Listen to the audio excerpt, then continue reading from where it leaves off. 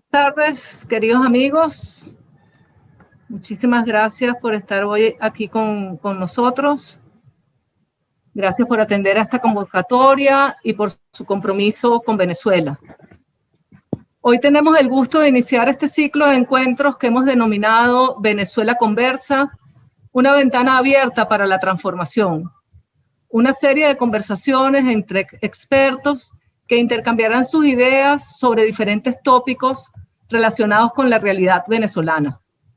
Una iniciativa del Movimiento Ciudadano Dale Letra en alianza con el Servicio de Información Pública, Caracas Ciudad Plural, Fedecámaras Radio, Radio Comunidad, Radio Fe y Alegría, Efecto Cocuyo y Contrapunto. Con esta iniciativa buscamos propiciar espacios de entendimiento mediante diálogos abiertos y reforzar en la ciudadanía los contenidos democráticos emanados de estos diálogos, para coadyuvar a la construcción de una visión compartida de futuro entre los venezolanos y a la edificación de las condiciones para la construcción de un acuerdo democrático nacional. Venezuela Conversa es un ciclo conformado por 10 encuentros de frecuencia quincenal que en su conjunto nos proporcionarán una imagen epocal del escenario político, social, jurídico y económico que actualmente condiciona la vida de los venezolanos, con especialistas que desarrollarán temas como el ejercicio del poder y la democracia, justicia y fortalecimiento institucional, inclusión y el nuevo pacto social, Contraloría Ciudadana en la gestión pública, economía, pospandemia y desarrollo sostenible, así como libertad de expresión, ciudadanía y democracia, y la propuesta de la sociedad civil en esta dinámica relacional del diálogo social.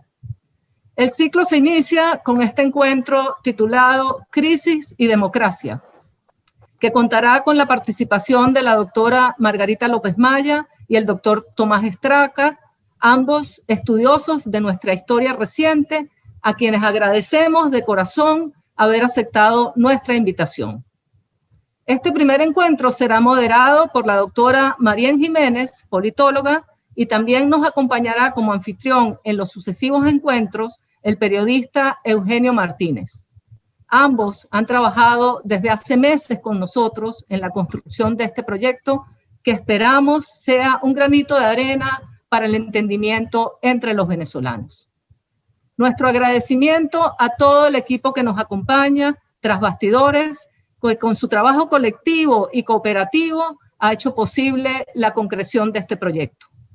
Yaya Anduesa y su equipo del Servicio de Información Pública, los compañeros Kiko Sierra y Manfredo González con el equipo de Caracas Ciudad Plural, Ricardo Cusano, presidente de Fedecámaras, organización que se une a este esfuerzo a través de Fedecámaras Radio, Elías Santana con Radio Comunidad, el apoyo invaluable de Radio Fe y Alegría y los equipos de Efecto Cocuyo y Contrapunto. Especial agradecimiento a Eliseo Sierra, Silvana Peñuela, José Peña, Juan Domingo Cabrera del Movimiento Ciudadano Dale Letra y a nuestra querida Gladys Mogollón, activista comprometida y amiga entrañable de esta casa. También a todos los compañeros de la Red de Derechos Humanos y el Diálogo Social que nos han apoyado en la difusión de esta iniciativa. A todos, mil gracias. Sin más, dejo en la palabra a nuestra querida Marién Jiménez para que dé inicio a esta conversación. Que pasen una muy buena tarde y que sea para todos muy provechoso. Muchas gracias. Muchas gracias a ti, Mariela, por esa introducción de la cual se desprende precisamente el núcleo de estos ciclos que hemos llamado Venezuela Conversa, ¿no? Queremos democratizar el debate público, queremos escucharnos, encontrarnos, integrar visiones distintas y elaborar ideas que nos puedan servir en la construcción de un futuro plural y democrático. Así que gracias a ti más bien por facilitar este espacio de entendimiento y de diálogo que tanto necesitamos. Bueno, sin más, quiero comenzar esta conversación con nuestros historiadores, Margarita y Tomás, y quiero iniciar con esta primera pregunta, quizás para ustedes es muy obvio, pero quizás para otras personas no, y es, ¿para qué nos sirve estudiar la historia y para qué nos sirve conocer nuestra historia? Margarita. Arranco yo. Bueno, lo primero, saludarlas, agradecerles de todo corazón estas iniciativas que son tan importantes en este momento tan difícil que pasa la sociedad venezolana. Y agradecerles pues las iniciativas, el entusiasmo, el pensamiento de actividades que son realmente centrales en la búsqueda de una transición democrática para Venezuela. Un saludo pues a Mariela, a Dale Letras, a mi colega Tomás, a Marien y a Yaya Anduesa, pues que también la estoy reencontrando en este evento. Bueno, yo empezaría por decir como historiadora, claro, que el pasado son experiencias colectivas que son como una especie de reservorio de acciones colectivas que la sociedad ha tenido y que le puede servir para enriquecer las opciones que tienen ese presente continuo en el que nosotros vivimos. Creo que la historia, en particular la historia nacional, es un reservorio que nos ayuda a entender quiénes somos, cómo llegamos hasta aquí, que tiene una cantidad de experiencias, algunas laudables, otras equivocaciones. Yo creo que es como, yo diría que es como cuando uno también tiene que procesarse como persona y madurar como persona. Uno echa para atrás y ve el pasado, y trata de procesar los conflictos, las cosas buenas, las cosas negativas, las debilidades y las fortalezas que tuvo en el pasado, para no volver a cometer los mismos errores y para fortalecerse como persona y en este caso como sociedad. Yo diría también un par de cositas más muy rápidas sobre este tema. Uno, que la historia no es nada más la historia nacional. Nosotros estamos viviendo una etapa muy difícil. Yo diría que la entrada a nosotros en el siglo XXI ha sido muy traumática.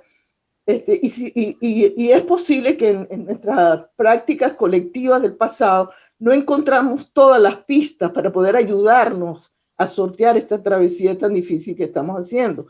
Entonces yo creo que también es la historia universal, la historia de otros países, de cómo enfrentaron situaciones conflictivas, de cómo enfrentaron guerras, ruinas económicas, de cómo negociaron salidas para encontrar un camino exitoso hacia la democracia. Y yo creo que nosotros estamos en el siglo XXI en una etapa de globalización. Entonces, el pasado como tal no solamente es la historia nacional. Yo creo que nosotros estamos creando un proyecto de futuro y ese proyecto de futuro necesita conocer el pasado nacional, pero necesita conocer también otras experiencias universales de otras sociedades que han atravesado las dificultades de nosotros. Eso, lo primero, una cosita que quería añadir, y la segunda cosa que quería añadir es que no pensemos nosotros que atrás en el pasado todo es éxito o hay nostalgia, no. Yo creo que la historia es fundamentalmente para entender incluso nuestras debilidades y nuestras equivocaciones. Hay una historiadora norteamericana, ella, que se llama Barbara Tushman, que tiene un libro fantástico que se llama La marcha de la locura en la historia. Porque la historia, digamos, está llena de eventos que son una locura, ¿no? Y entonces ella, en ese libro, ella conceptualiza la locura en la historia de estos gobiernos o estas sociedades que han tropezado una y otra vez con la misma piedra, que incluso han concientizado que la piedra está ahí y que siguen haciendo eso. Ponen, por ejemplo, el caso de la inmensa corrupción que hubo en el Vaticano, que fue lo que produjo pues, la contrarreforma, o el caso de los Estados Unidos con la guerra de Vietnam, que una y otra vez los gobiernos persistieron en un tipo de guerra que no tenía capacidad de llegar a un final feliz. Entonces, pues, veamos la historia no como una cosa ideal, sino como podemos ver nuestros propios aprendizajes personales, donde hemos tenido flaquezas y hemos tenido fortalezas, y nos ayuda a entendernos en lo que somos, y la historia nos ayuda a seguir caminando en ese presente continuo en el cual habitamos. Gracias, bueno, Margarita. yo no sé. Tomás, ¿cómo lo ves tú? Sí, bueno, yo no sé si puedo agregar demasiado más. Fundamentalmente con la historia, la utilidad de la historia es que tomemos conciencia de que la serie no comienza con el capítulo que estamos viendo.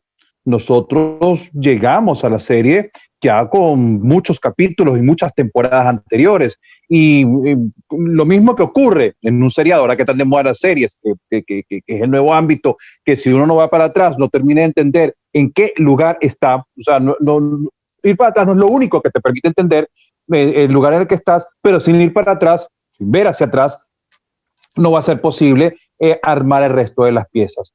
Para saber dónde estamos parados, para tener una idea relativamente clara de cómo se configuraron los fenómenos, los problemas y los retos que tenemos enfrente, debemos ir un poco más allá de nuestra sola experiencia para a través de ella adquirir una plena configuración y con base en eso tomar decisiones. O sea, la historia fundamentalmente nos ayuda a eso, a saber dónde estamos parados y a, no ser, y a tomar decisiones, es decir, a ser adultos, no ser adolescentes. Una de las características del adolescente es que él ve el mundo y comienza a entender las cosas y identificar las cosas que identificamos los adultos, pero no tiene con qué vincularle. Entonces comienza a tomar decisiones con base en eso. Dejar de ser adolescente es una de las cosas en las que la historia nos puede ayudar. Bueno, entonces les propongo que vayamos un poco hacia atrás, ¿no? Y para poder entender la crisis, desde hace, bueno, que yo tenga conocimiento, se habla de que Venezuela está en crisis. Entonces les quiero preguntar a ustedes, como historiadores, bueno, ¿cuándo comenzó la crisis venezolana? ¿Cuál es el origen de la crisis venezolana? Son múltiples crisis. ¿Cómo lo ven ustedes? Bueno, voy a arrancar con una cosa. Yo sí soy de una generación que no tuvo que vivir todo el tiempo en crisis, ¿no? Yo creo que nosotros empezamos a experimentar, yo he estudiado bastante el proceso económico, sociohistórico y sociopolítico venezolano. Yo diría que comienza a haber señales de preocupación en la sociedad venezolana, en el Estado venezolano, porque recuerden que la historia tiene mucho que ver con el Estado y el gobierno. Vuelve la sociedad. Empezamos a ver muestras de preocupación, yo diría que hacia finales de los años 70, principios de los años 70.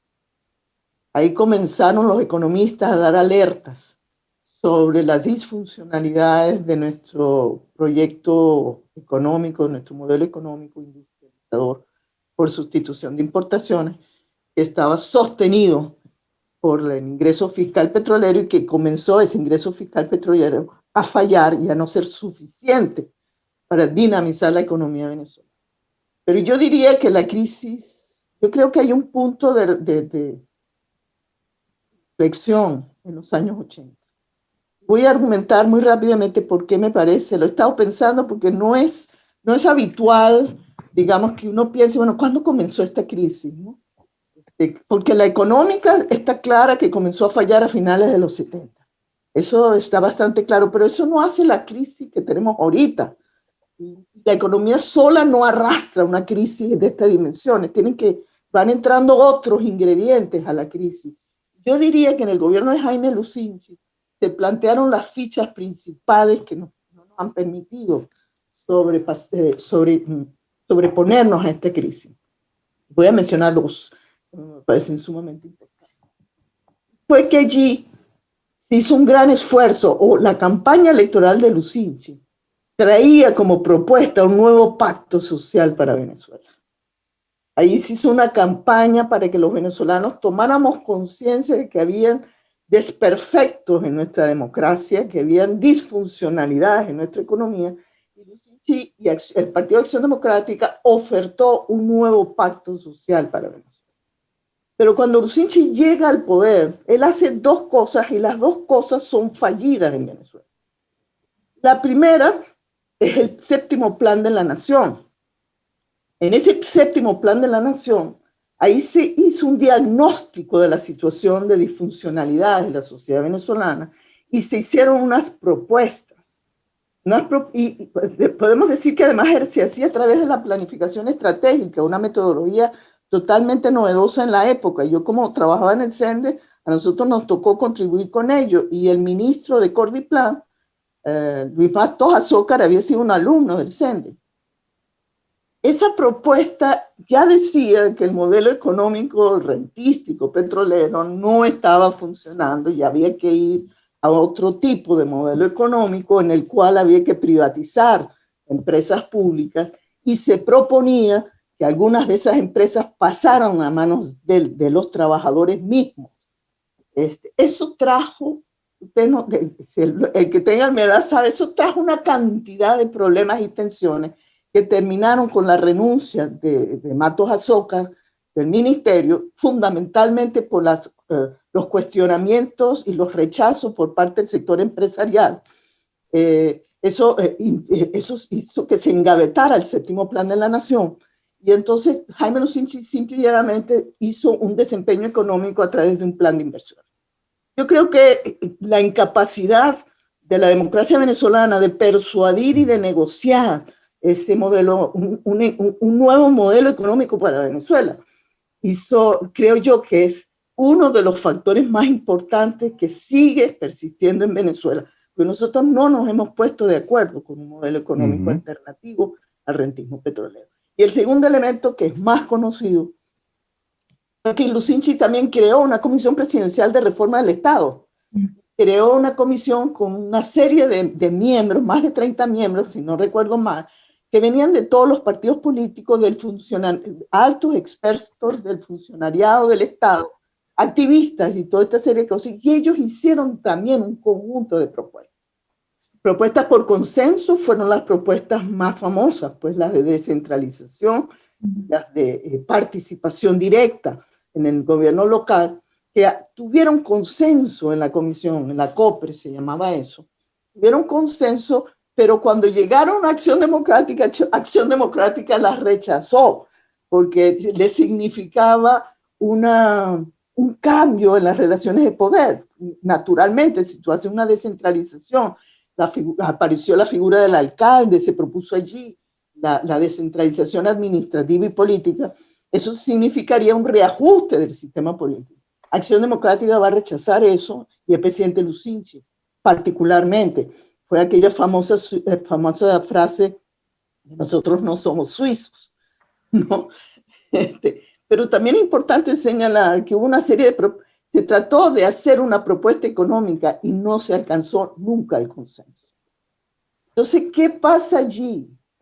Creo yo creo que ahí viene un momento de inflexión, porque la crisis continúa avanzando y empeorando, y entonces entran los gobiernos democráticos a imponer las reformas económicas a través de paquetes de orientación neoliberal, programas de ajuste macroeconómico, sin negociar. Recuerden que Carlos Andrés Pérez no negoció ni siquiera con su partido, creó un gabinete prácticamente tecnocrático.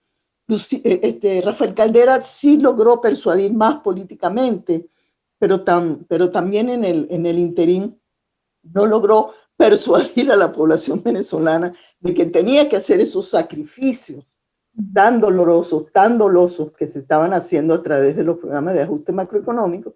Yo creo que eso va a llevar a la ruptura populista que vamos a ver a finales del siglo. Sí, lo que dice Margarita, la crisis venezolana, primero, antes de preguntar cuándo arranca, qué es lo que está en crisis en Venezuela.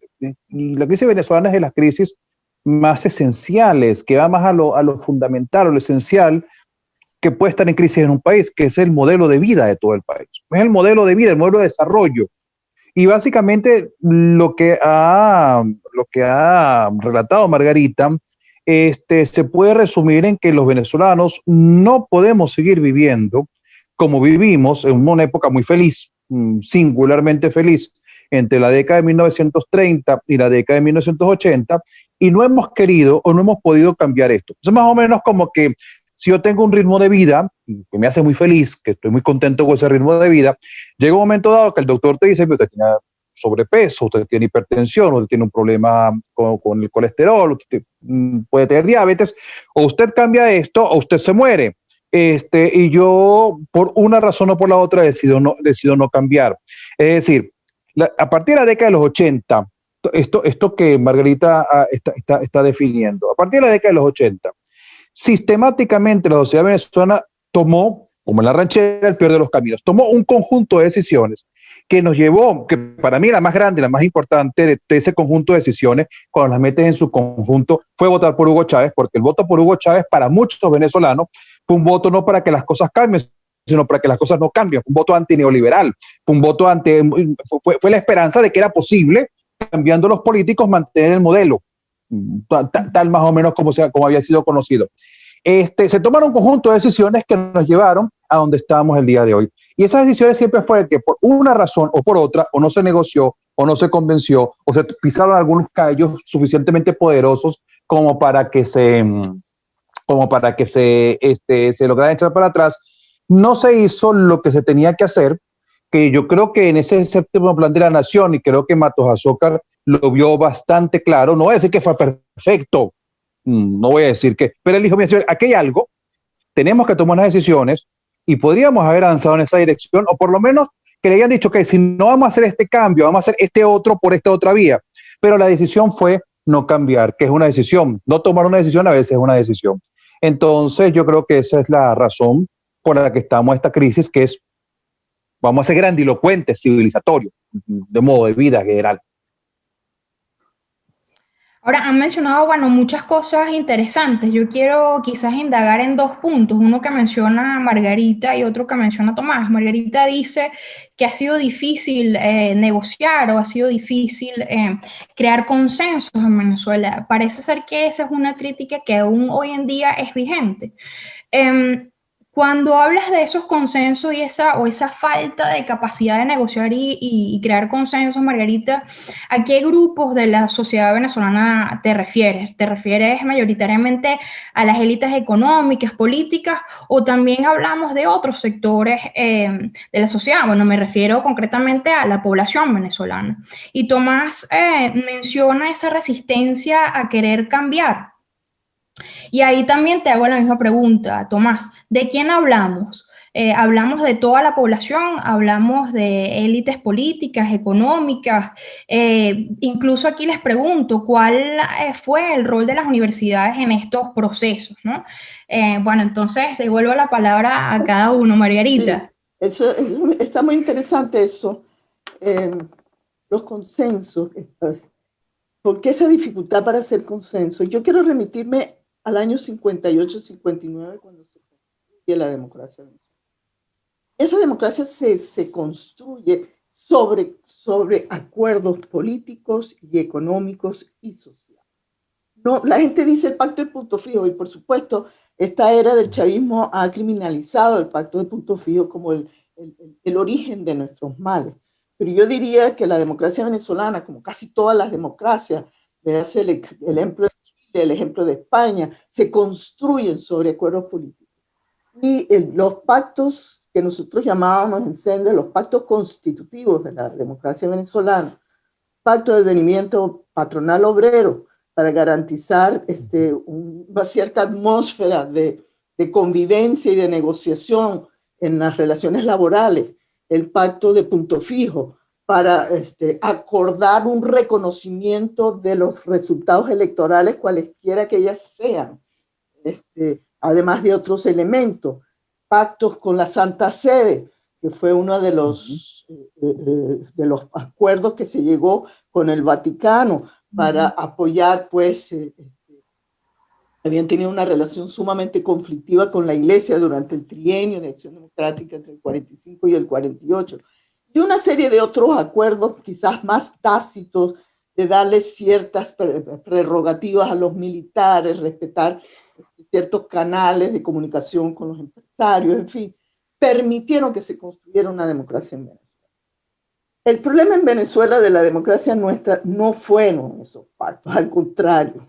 Y hay que decir esto con mucho énfasis, porque para regresar a una democracia nosotros tenemos que hacer acuerdos, porque eso es la forma de pactos de Moncloa, los pactos del frente en Colombia, en fin, los pactos de la concertación en Chile, sin pactos con los factores de poder, con los que pueden violentar la democracia, con los que pueden hacerla caer cuando ella todavía es un bebé y está frágil, absolutamente imprescindibles.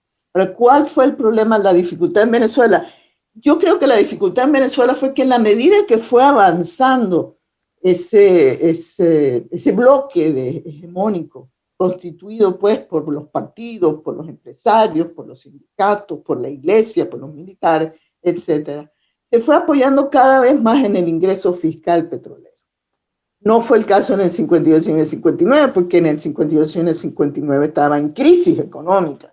Entonces hubo una voluntad de hacer sacrificios para que naciera una democracia. Pero ya en los 70, con el boom de los precios petroleros, ya nadie quiere hacer sacrificios, sino que el Estado haga los sacrificios y las arcas del tesoro público sirvan para subsidiar aumentos de sueldos sin productividad, carreteras, créditos blandos para los empresarios, you name it. O sea, todo el mundo quería algo, quería que le dieran algo y no sacrificaba nada. Entonces allí creo yo que comenzó el problema. Cuando nosotros llegamos a los años 80 y los empresarios ponen el grito en el cielo porque dicen que las empresas públicas, que si tú se los pasas a los trabajadores, eso es comunismo. O si tú ves que en el medio de aquella crisis de los precios petroleros se niegan a hacer sacrificios para apoyar al sector sindical que necesita un sueldo más digno porque hay inflación en los 80, en los 90, hay escasez de alimentos, hay reducción de la educación pública, reducción de la salud pública. Tú empiezas, y cuando tú ves a los sindicatos pidiendo cada vez cosas más absurdas, porque eso pasó en Venezuela también, como país petrolero, todo el mundo empezó a pedir y todo el mundo tenía derecho, pero nadie tenía deberes.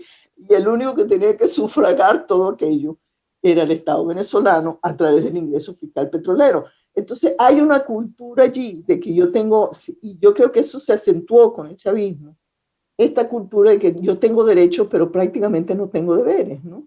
Y prácticamente no hago sacrificios, pero nosotros tenemos que volver a una ciudadanía que entienda que los derechos van acompañados de los sacrificios y de los deberes, ¿no?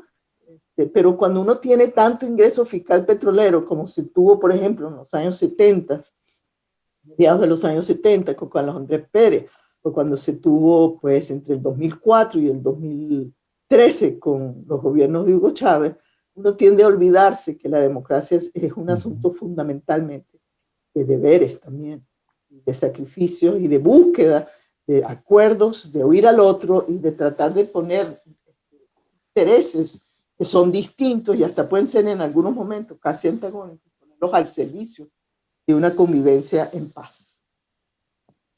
Sí, esta situación de, bueno, lo que Coronel llamó el Estado mágico, esta relación de la sociedad venezolana con un Estado que parece un saco, una chistera sin fondo, del cual puede salir perpetuamente los recursos para satisfacer a todo el mundo, y la utilización de esos recursos aparentemente infinitos para consolidar los consensos, generaron dos cosas. Bueno, la primera, que cuando estos consensos en buena medida lubricados y consolidados a través de los petrodólares, se encontraron que no hay tantos petrodólares, la sociedad no supo cómo enfrentarse a esto, aquella cosa de ilusión de armonía, lo que dice la gente, bueno, pero es que antes todo salía en las fotos de las páginas sociales de los periódicos, de una forma muy armónica, de una forma que parecía que no había pleito. Bueno, claro, es que no había pleito porque no había que hacer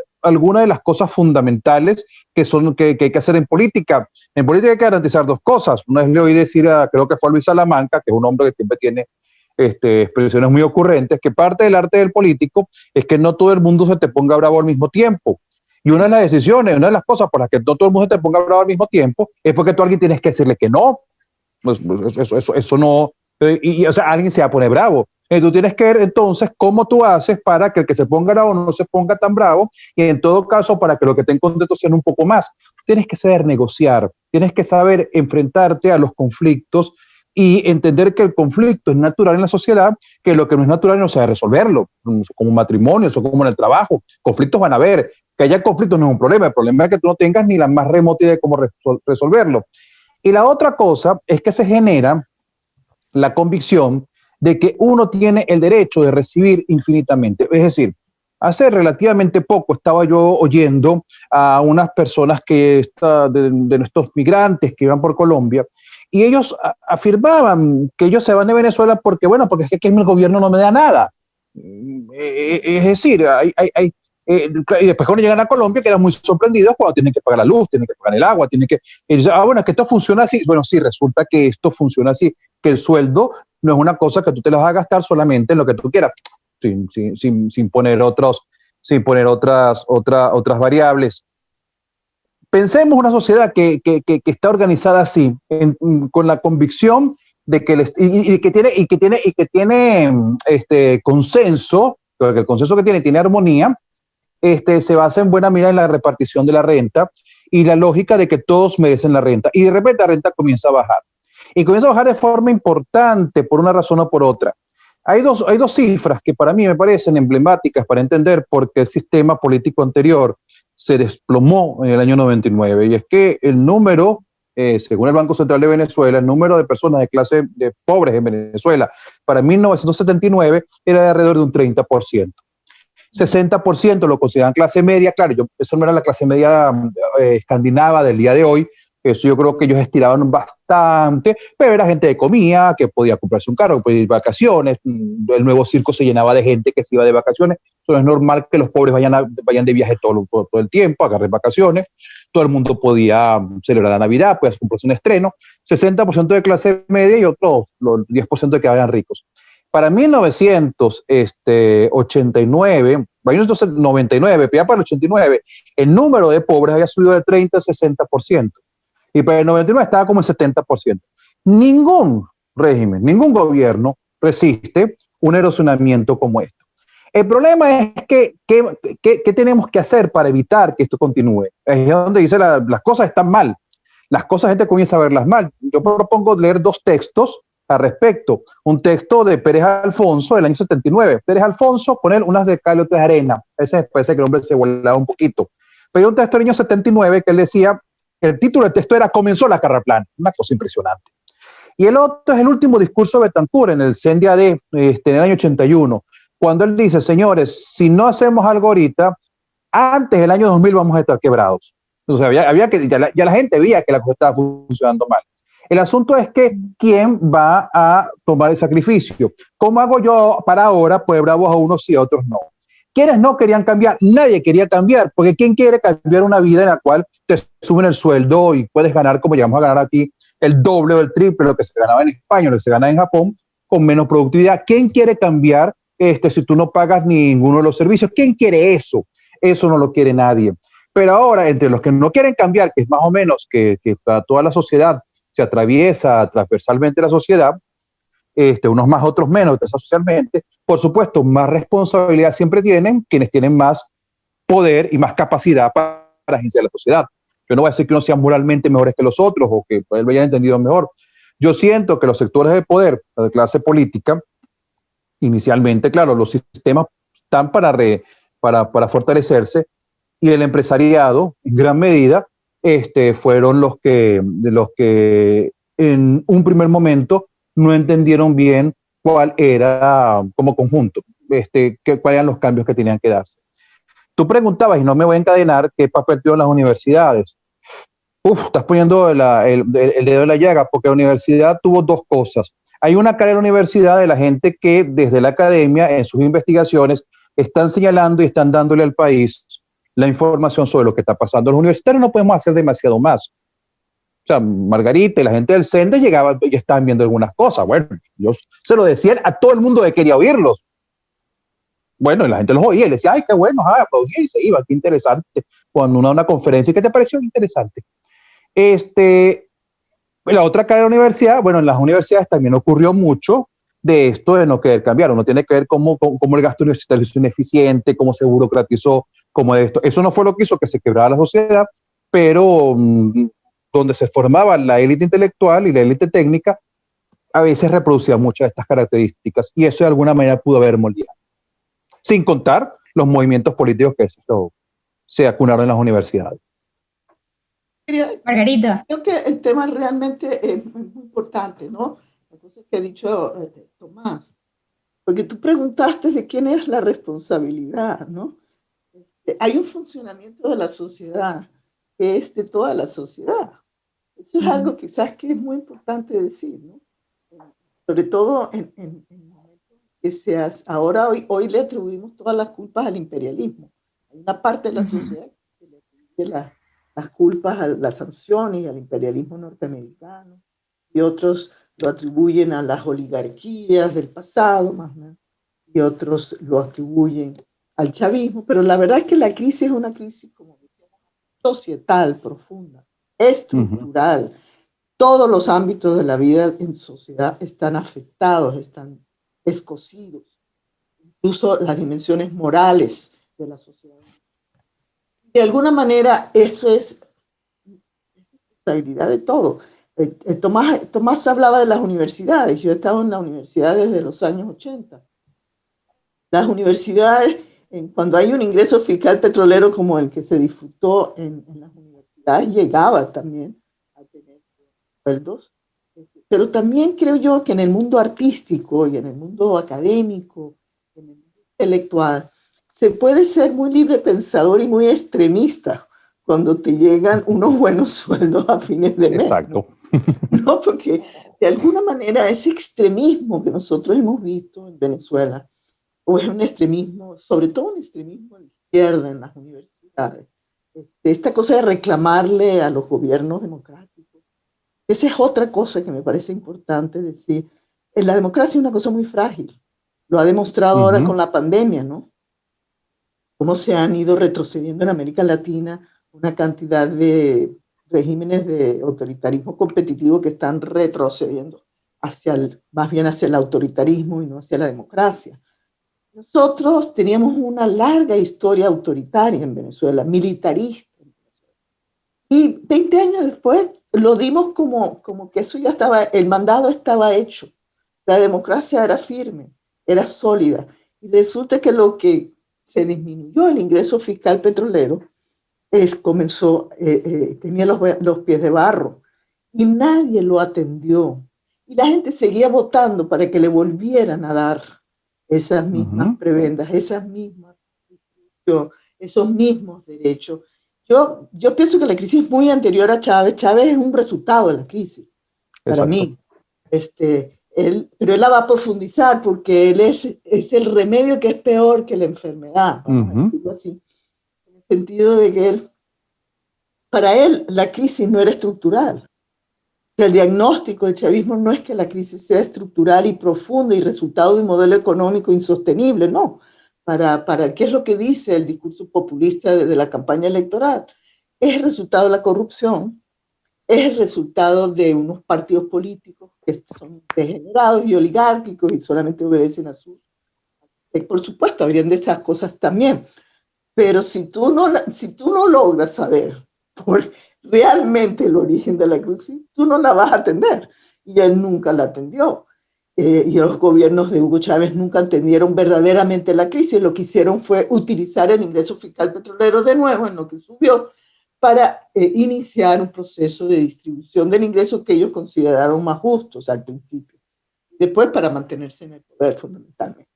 Pero nunca atendieron la idea de que había que ser un modelo económico alternativo, que había que convencer a la gente democráticamente de que había que tener una relación más sana con la economía, más prudente con los derechos, que están basados pues, en la productividad, en la rentabilidad, en el profesionalismo de los ministros, de los planes, la excelencia del conocimiento. O sea, todas esas cosas se fueron perdiendo, porque en definitiva había inculcado una cultura en la cual el ingreso fiscal petrolero daba para todo. Yo me acuerdo que yo creo que sería a principios de los años 20, del siglo XX, cuando una vez en el Táchira estaba yo en una reunión y estaba una cantidad de personas de toda tendencia política. Y yo dije, bueno, ¿y qué va a pasar cuando bajen los precios petroleros? Había empezado el ascenso de los precios petroleros en 2006, 2007. Y había toda una barra de chavistas en la biblioteca esta, me acuerdo, en la librería esta. Y empezaron a gritarme, es que eso no se va a acabar. Es que la renta no se va a acabar. Y a mí me dio mucho miedo eso. De verdad que me dio mucho miedo porque había, así, cuando se descubrió el petróleo en Venezuela, los primeros funcionarios públicos lo que querían era ver cómo lo gastamos lo mejor posible antes de que se acabe, ¿no? Pero en algún momento de nuestra historia entró la idea de que eso no se acababa nunca. Y se acabó. Porque si algo hizo Che Viejo fue acabar con la renta petrolera. En este momento la industria está en bancarrota, ¿no? Bueno, es increíble que hayamos salido. Disculpa. No, nada más que es increíble que hayamos salido del capitalismo rentístico. Bueno, no es que hemos salido del momento petrolero, no porque se haya acabado el petróleo, que era el gran temor. Cuando Ular Pietri dijo aquello de sembrar petróleo, es porque le decía, al paso que va esto se nos puede acabar el petróleo. No, el petróleo hay un montón, sino porque perdimos la capacidad para producirlo. Cuando tú partes del principio de que hay mucho dinero y comienzas a decirte que no hay tanto, tu conclusión es que alguien que te están quitando una parte que es tuya. Esto es importante inclusive para entender ciertas actitudes como resentimientos, ciertas rabias. Y tú dices, bueno, ¿y quién me los está quitando? Ahí hay que admitir que cuando se decía que los políticos eran corruptos, había unas ejecutorias por parte de la clase política, no todos, no era una cosa así tan grande. No puede decir, bueno, qué sé yo, un hombre como Luis Herrera Campins era honesto en lo personal, pero no se puede decir lo mismo de todo su gobierno. Hubo unas ejecutorias que hicieron verosímil ver al político corrupto. Es decir, la gente tuvo una idea equivocada, pero no fue un error que no tenía una base. Muchas veces se equivoca en la vida con base en la mejor información que uno dispone. Si yo estoy convencido que Venezuela es un país infinitamente rico y estoy viendo que hay corrupción y me dicen después que no hay dinero para mí, yo muy fácilmente puedo pensar que si yo cambio esa clase política y quito a estos corruptos por unos hombres que son patriotas, entonces se resolvió todo el problema. Otra forma, viendo de los errores de percepción, ¿cuál era el criterio que había en la época? Me imagino cuando Margarita dijo esto, que el petróleo en Estados Unidos se iba a acabar en cuestión de 2 o 3 años, que el petróleo en México iba a desaparecer, que se estaba agotando, y que Venezuela, entonces como la principal reserva mundial de petróleo, aunque sea un petróleo pesado, terrible, lleno de azufre, bueno, se iba a convertir en el reino de jauja. No nos imaginamos que ocurrió lo contrario, o sea, que la tecnología avanzó, que sacaron petróleo de esquisto, que saben sacar petróleo de aguas profundas y en arenas en México, y bueno, y que PDVSA se convirtió en lo que se convirtió. Disculpa, Mariam, que te ibas a preguntar. Muy importante esa precisión, Tomás, y quisiera retomar un poco la relación entre élites, pensando en partidos políticos, sobre todo, y ciudadanía, ¿no? ¿Cómo analizan ustedes hoy en día esa relación? ¿No? Porque, bueno, mucha literatura, sobre todo en la ciencia política, pues alaba, ¿no? La fortaleza de nuestros partidos políticos, la capacidad de crear una democracia, pero ambos ustedes han dicho que, bueno, de cierta forma había ahí algunos problemas, algunas tensiones. ¿Cuáles fueron los grandes errores, si lo podemos llamar así, de esa relación partido-sociedad? Y en segundo lugar, quisiera preguntarles un poco más acerca de esa conciencia democrática de la sociedad venezolana de esa época, ¿no? De esos 40 años de democracia. Hemos hablado mucho del impacto de la renta en las actitudes, por decirlo así, de la sociedad venezolana. ¿Ustedes creen que entonces no había, de cierta forma, una conciencia de que los ciudadanos tienen que ser partícipes de su destino, de su futuro? Es decir, movilizado también en torno a sus derechos civiles y políticos, luchando por más espacios. ¿Cómo analizan esos dos temas?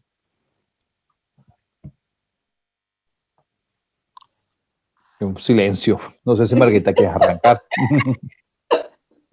Si te has dicho algunas cosas sobre esto. Podemos hacer así, puedes arrancar tú. Mira, hay algo que de una manera que se puede traducir lo que tú has dicho, que fue que no se logró afianzar unos verdaderos valores democráticos, una verdadera conciencia democrática, por lo menos no con la profundidad que nosotros hubiésemos esperado. Yo siento que se logró posicionar la democracia, se logró avanzar mucho con la democracia. Yo siempre veo con la democracia venezolana que tuvo un momento, digamos, de avance desde la década de 1940 hasta la década de 1970.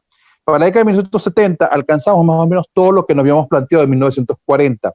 Pues yo digo que eran unos años tendencialmente muy felices. Es decir, que el venezolano que hubiera nacido en 1910 y que vio el mundo, que en 1980, cuando tenía 70 años, comparaba el mundo del que estaba a los 70 años con el mundo del que fue adolescente y podía haber dicho, bueno, este es un país donde sistemáticamente las cosas mejoraron. Cualquier hombre que tenía 80 años en 1980, 70 años en 1980, seguramente tuvo varios hermanos muertos al nacer, tuvo que andar en recua de mula, todo el mundo era analfabeta, y él veía después en los años 80, bueno, como era un país que parecía en desarrollo.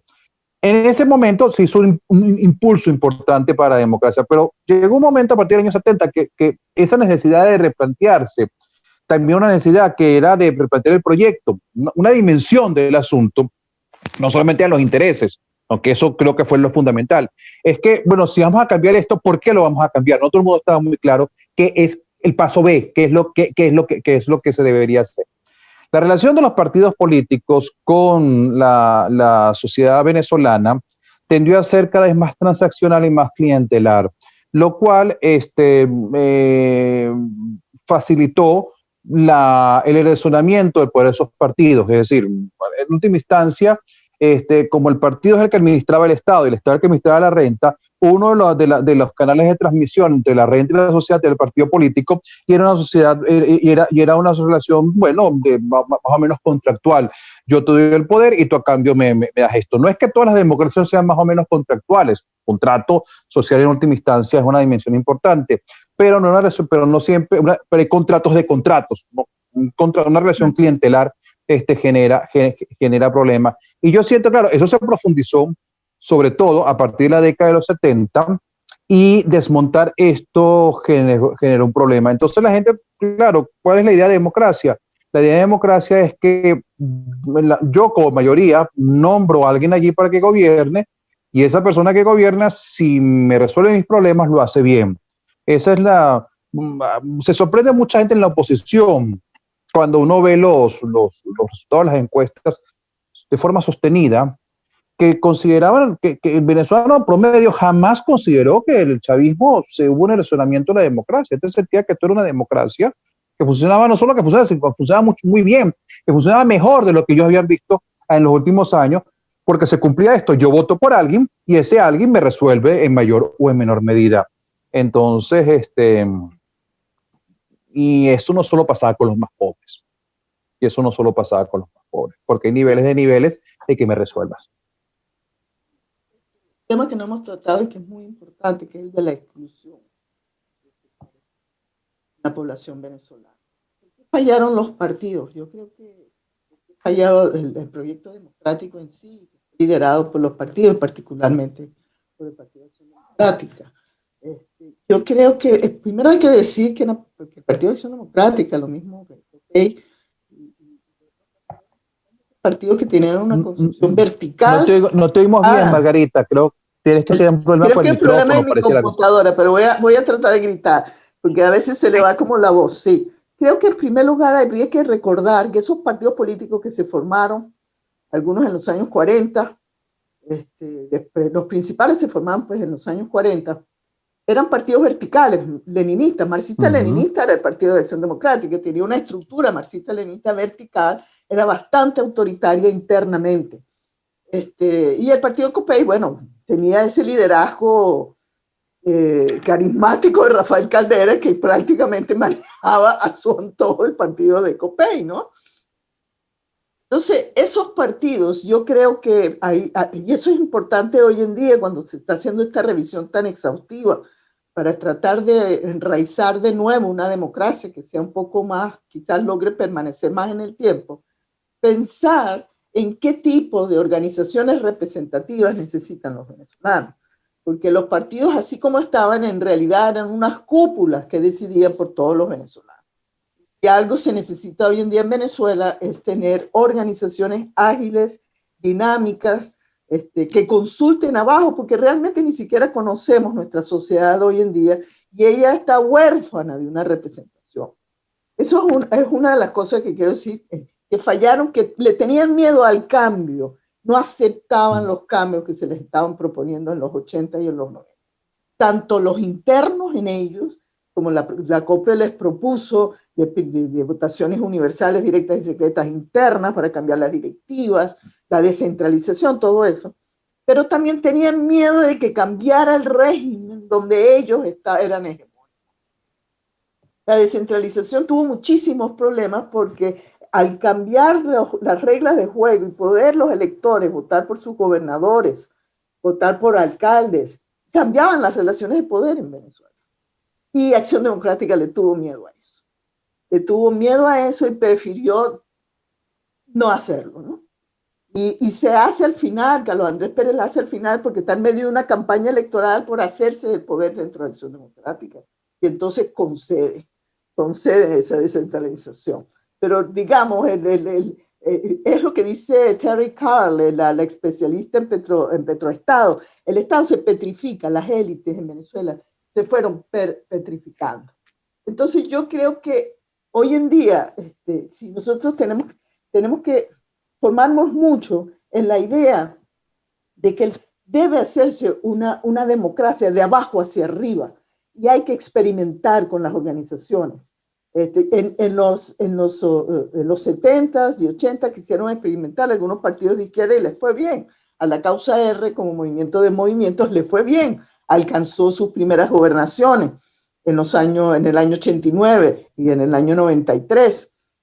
Le fue bien al MAS, que también alcanzó algunas gobernaciones y alcaldías. Ellos eran mucho más dinámicos tenían activistas sociales que podían oír en el barrio, creaban mecanismos de participación, trataban de ser horizontales. Algunos hasta se excedían, porque la Causa R, por ejemplo, no quería tener estatuto, porque decían que los estatutos los rigidizaban, pero hay que experimentar. Yo creo que hay que experimentar allí. Y hay que también tener, bueno, que nosotros tenemos también el otro aspecto de esta exclusión que ha sufrido la población más pobre del país, que hoy en día ya somos todos, porque realmente ya los partidos ya no nos representan, porque cuando tú tienes el 96% de la población con un ingreso de pobreza y el 70% en un ingreso de pobreza extrema, estos liderazgos que tenemos de partidos opositores prácticamente no se sabe a quién están representando, porque ellos aparentemente no son parte de eso, pues digamos, de esa penuria y esa exclusión que estamos sufriendo todos. Pero como parte también de eso están los mecanismos de participación más horizontales a nivel local. Toda la experimentación que se quiso hacer en los 90, con asambleas de ciudadanos, con mesas técnicas de agua para solucionar los problemas de los servicios públicos, de los servicios eléctricos, de las telecomunicaciones, todo eso, si tú lo mantienes dentro de la lógica comunitaria, tú empoderas a tus ciudadanos y les das responsabilidades. Yo sí creo que nosotros no podemos mirar con nostalgia lo que tuvimos en el pasado. Nosotros tenemos que aprender de ese pasado, las cosas buenas que tuvo. Yo diría que habría que, por ejemplo, la cuestión de los acuerdos, los compromisos, la tolerancia que se vivió muchos años hacia lo que pensaban distinto. Pero hay que también reconocer las inmensas fallas que produjeron la ruptura populista en las elecciones de 1998. La inflación, la reducción de la salud pública, la reducción de la educación pública, la pobreza que saltó, como mencionaba Tomás, entre los años 80 y el momento en que toma Chávez el poder. Prácticamente había hecho un salto en una democracia que decía que era incluyente y que había simple y llanamente abandonado a los sectores populares y se había refugiado en los intereses particulares de ellos como partidos políticos. Entonces, Estas cosas es lo que la historia nos puede enseñar a mirar y a mirarlo despolarizadamente. O sea, si nosotros somos capaces de entender que la crisis anterior a Chávez, que Chávez la empeora, pero no es el causante de la crisis. El chavismo es un resultado de esa crisis.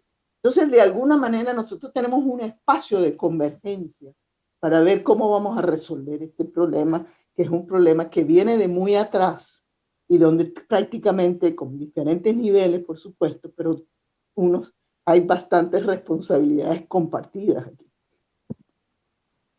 Bueno, aprovecho este momento, despedimos la transmisión en vivo de Fede Cámaras Radio, sin embargo, nosotros seguimos por aquí y pensando precisamente en democratizar el espacio, les quiero hacer unas preguntas que nos llegan vía chat.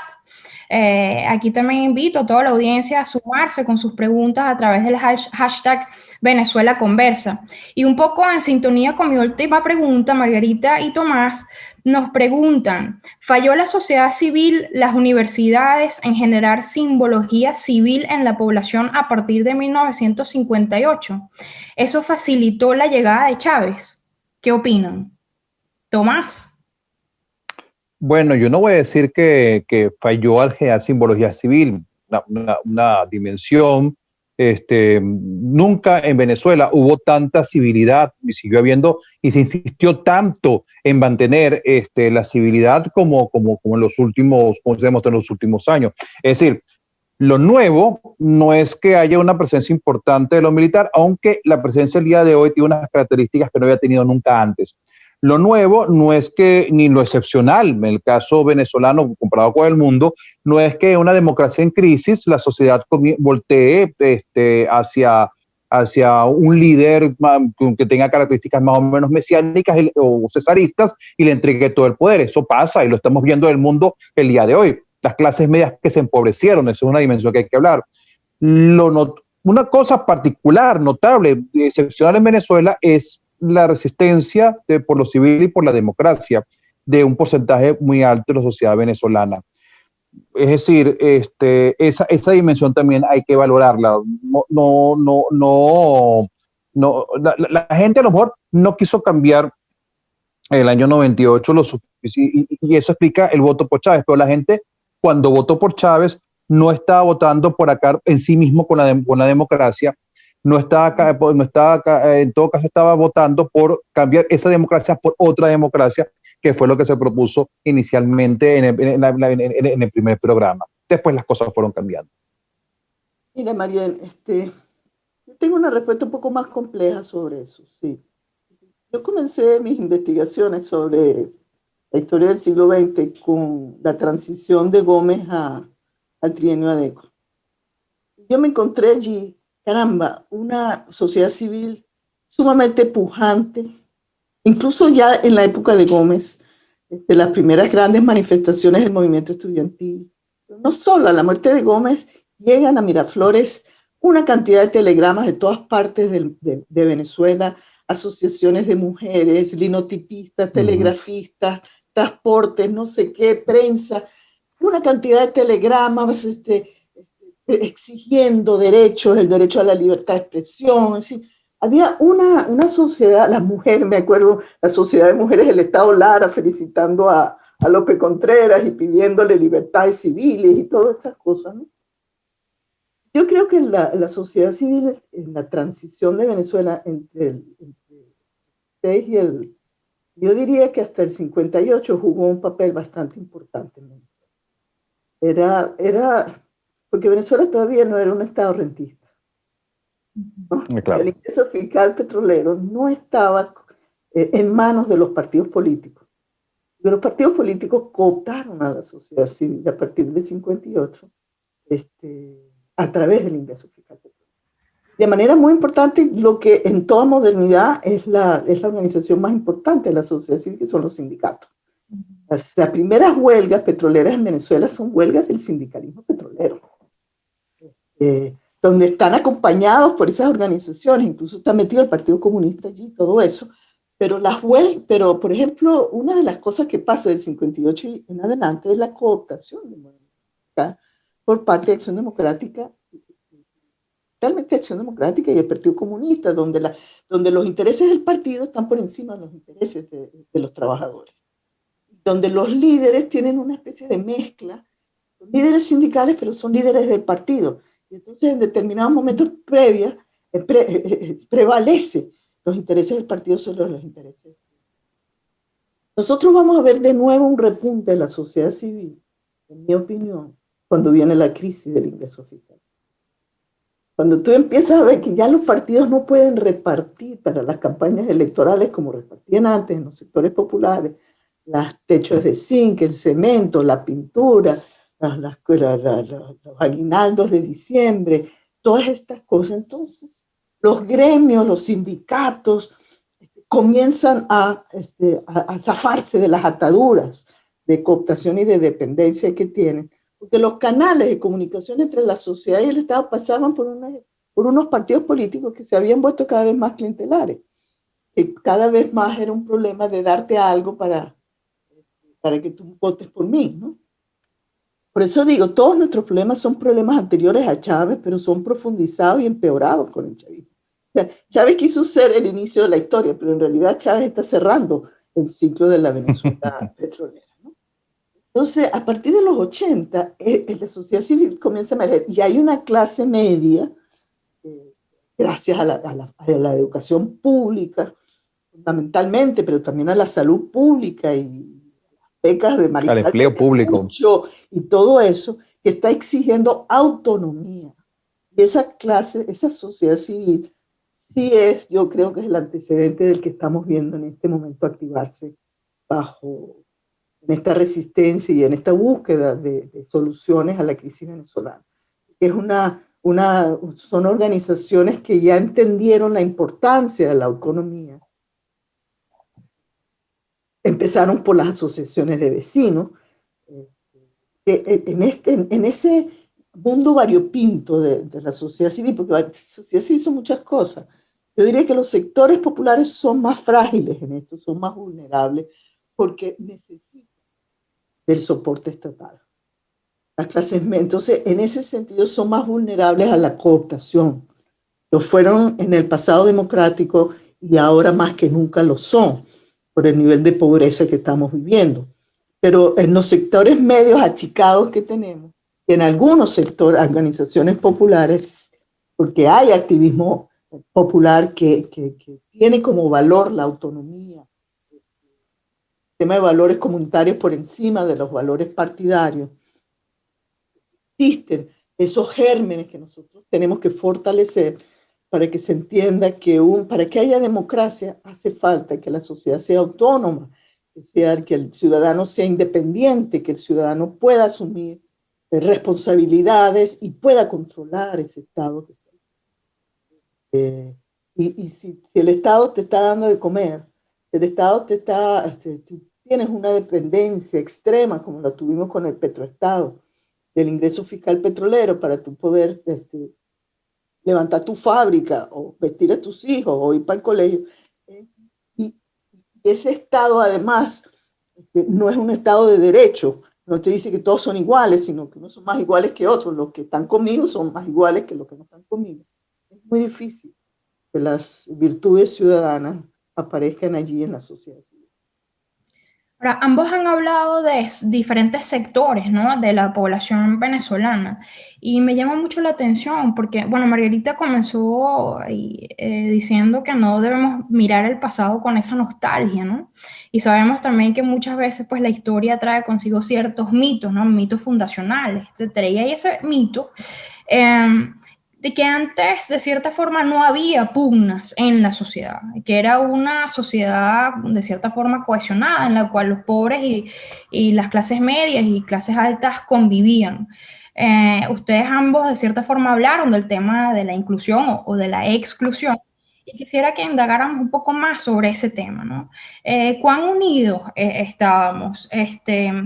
¿Éramos realmente una sociedad cohesionada? O esa falta de unidad, fragmentación que vemos hoy en día, también tiene sus orígenes, de cierta forma, en la época pre-Chávez. Esto me recuerda al título del libro de Naísmi de Piñango, La ilusión de armonía.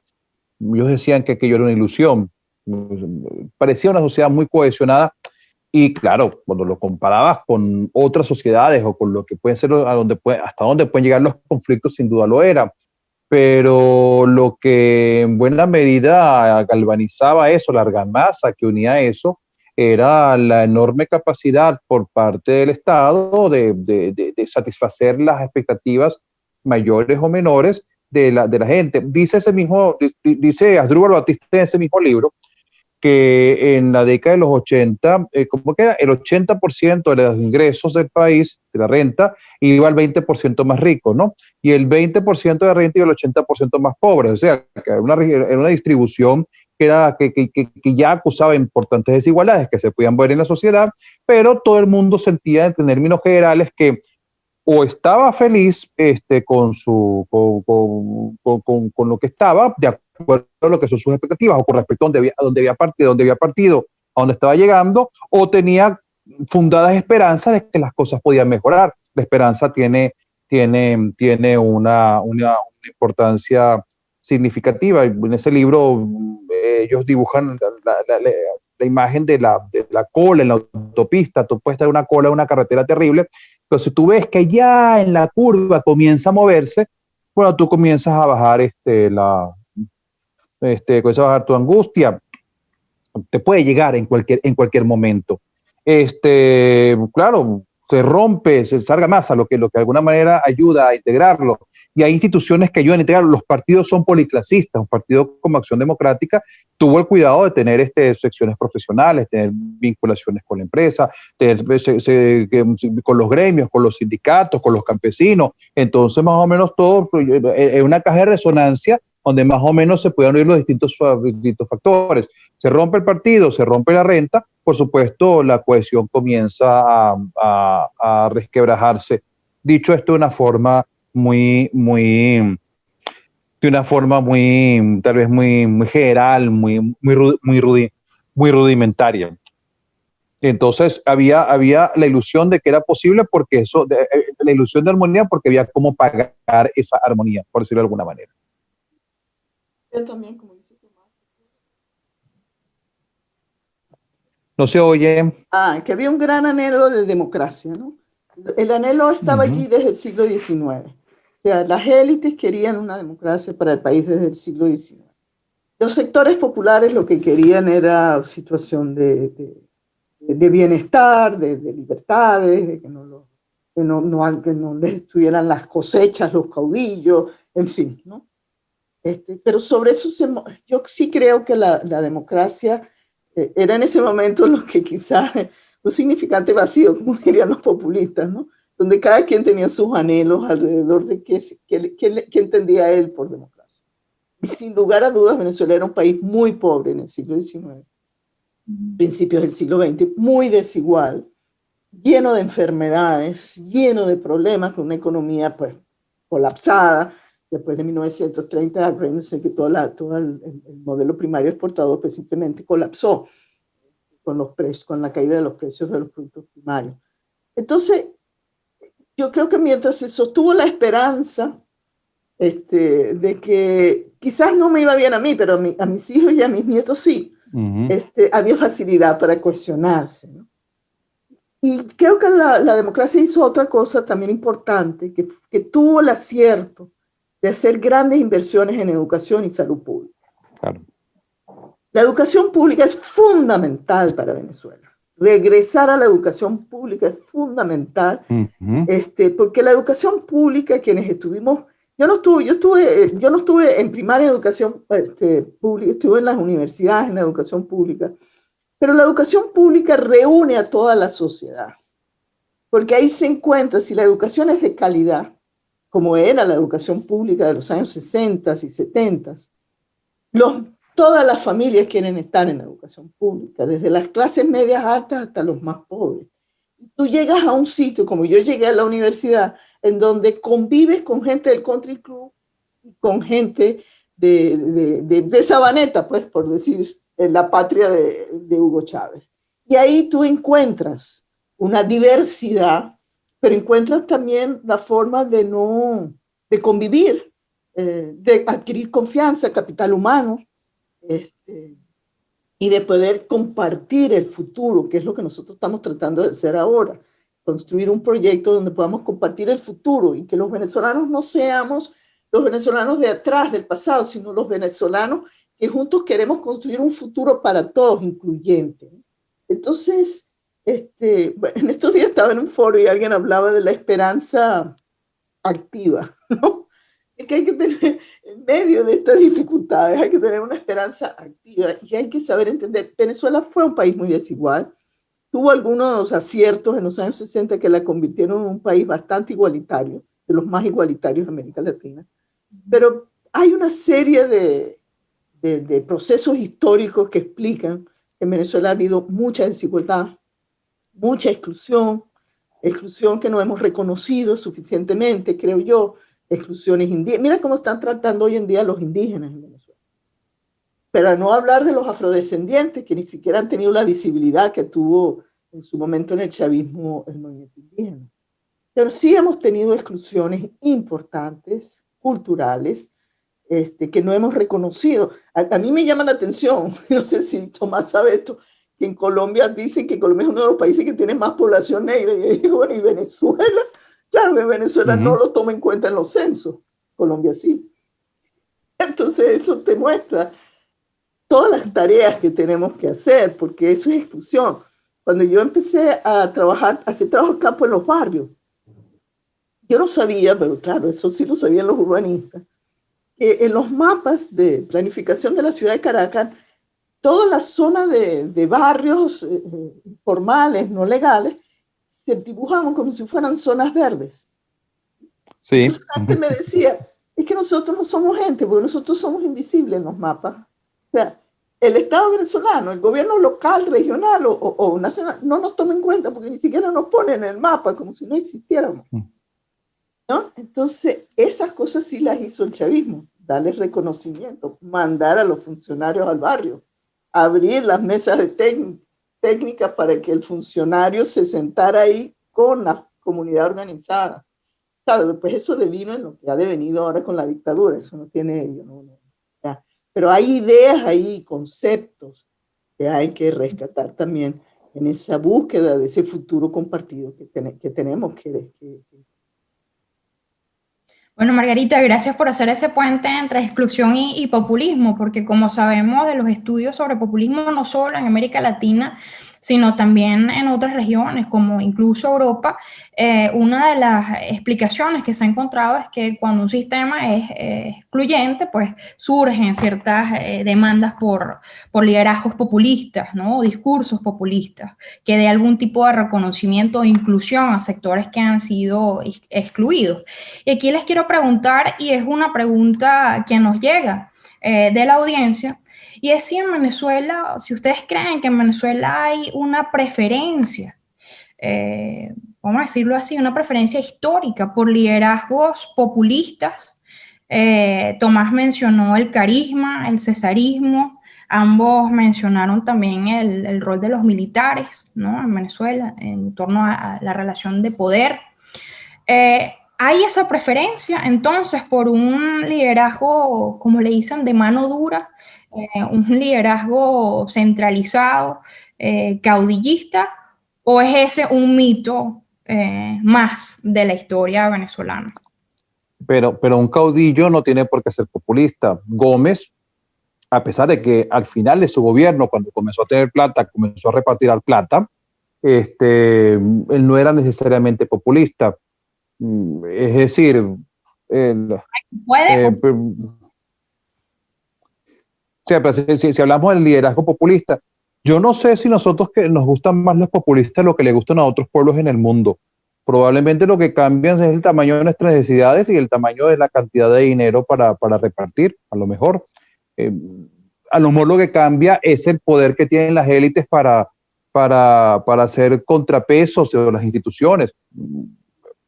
No sé qué dice Margarita al respecto. Sí, mira, yo siempre le digo a mis alumnos que América Latina primero ha dado una teoría sobre populismo sumamente vasta. e importante. Desde Gino Germani, que publicó aquel libro famoso en los años 60 sobre el populismo de Perón, Estado y Sociedad en una época de transición, creo que se llamaba, hasta Ernesto Laclau, pasando por tantos otros, Aníbal Quijano, tanta gente. América Latina tiene una gran tradición populista, por algo es. Cuando nosotros discutimos eso entre colegas que trabajan populismo, siempre decimos que hay una tensión en América Latina entre democracia liberal y populismo. Que no necesariamente el populismo es autoritarismo, al contrario, la teoría más reciente tiende a pensar que el populismo es una democracia, pero no es una democracia liberal. Porque es una especie de democracia de las mayorías, que no respeta las instituciones de la democracia liberal, pero que se apoya en la mayoría. ¿Por qué la mayoría sigue a ese líder populista y lo vota una y otra vez, como pasó con Hugo Chávez? Bueno, fundamentalmente porque la democracia liberal tiene un componente en América Latina que lo percibe como elitesco, como oligárquico, como restringido a las clases altas de la sociedad. Acuérdense que la democracia liberal es enraizada por la república, por las élites del siglo XIX. ¿No? Entonces, por ejemplo, en Bolivia, por poner un ejemplo distante que se ve mucho más claro, para las comunidades indígenas, que representan más o menos el 60% de la sociedad, cuando entró Evo Morales, casi el 70% no hablaba español, una barbaridad así. La democracia liberal simplemente no era una democracia para la mayoría de los bolivianos, porque pensaban que eso era para las élites, eso era para los blancos, para los europeos, para los mestizos que estaban en las ciudades, pero no para ellos. Entonces hay una tensión entre la democracia representativa, que necesita ser enraizada y llegar hasta abajo y valorada hasta abajo. Cuando esa democracia se hace muy limitada, se reduce mucho, se hace muy elitesca, aparece de nuevo el caudillo. Renace de sus cenizas ese anhelo, porque de alguna manera el liderazgo populista es el caudillo del siglo XIX, que se necesita para estabilizar la república, que se trata de llevar para el terreno de las élites, ¿no? Y entonces él entra, como decía Anderson, ¿no? Entra ahí, se acomoda y entonces por un tiempo hay estabilidad hasta que vuelve otra vez a ser la exclusión, vuelve a sentirse de tal manera, que fue lo que sucedió en Venezuela en los años 90, cuando hablamos de la pobreza, podríamos hablar de la brecha de desigualdad, como creció en los años 90, la reducción de la educación pública, la falta de alimentos, las demandas de corrupción, vergonzosas por parte de la democracia. Yo trabajé el Banco de los Trabajadores de Venezuela, se lo recomiendo como lectura de lo que se hacía allí, todas estas cosas. Hay entonces el discurso dicotómico de que ellos son unos malos, ellos son culpables de lo que te está pasando a ti, entra muy fácil, porque hay toda una cadena de sectores que están insatisfechos y que quieren castigar, y lo van a hacer a través del voto. Y entonces aparecen los líderes carismáticos. Entonces, yo diría que no es que Venezuela en particular lo sea, aunque Venezuela tiene una tradición importante populista, yo creo que por el estado rentístico petrolero, pero por ejemplo Ecuador tiene una tradición muy importante populista, con Velasco Ibarra, que ¿cuántas veces fue que lo dijeron? 7 veces, siempre lo tumbaron la gente, una cosa así, o los argentinos con los Perón y con Perón. Y el justicialismo en general, porque también tuvieron ahora los Kirchner y el otro, ¿cómo que se llama? Fernández. Menem. Digamos, sí. Hay tradiciones en otros países que también son, sí, habría que ver. Yo creo que en el caso venezolano, nosotros tenemos esta épica militar que nos pesa mucho. Es hora también de que la sociedad civil aupe y fortalezca la historia civil del país, como para contrarrestar y poner en igualdad de condiciones nuestros próceres civiles, tanto como nuestros próceres militares, porque eso también nos ayudaría a tener una mayor valoración hacia las virtudes de la civilidad y no los valores de la épica y de la guerra.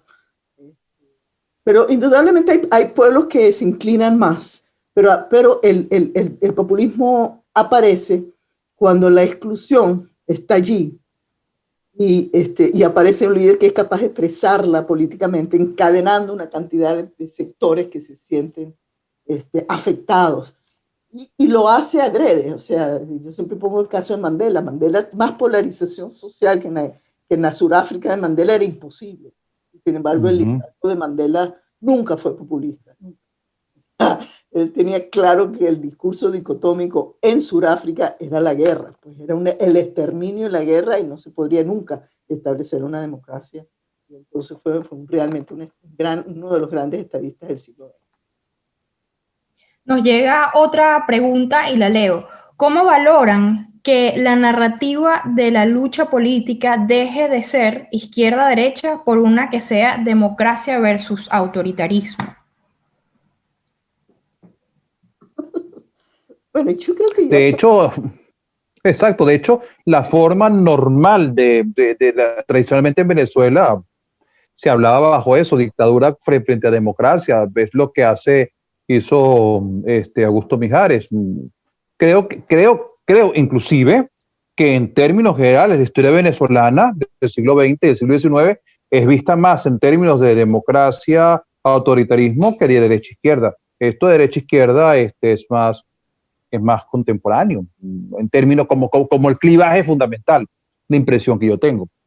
Bueno, yo creo que en Venezuela nunca hubo una derecha muy extrema ni muy sólida, ¿no? Por lo mismo de la sociedad que vivía del rentismo petrolero, ¿no? Que tendía a ser más de centro-derecha la población, ¿no?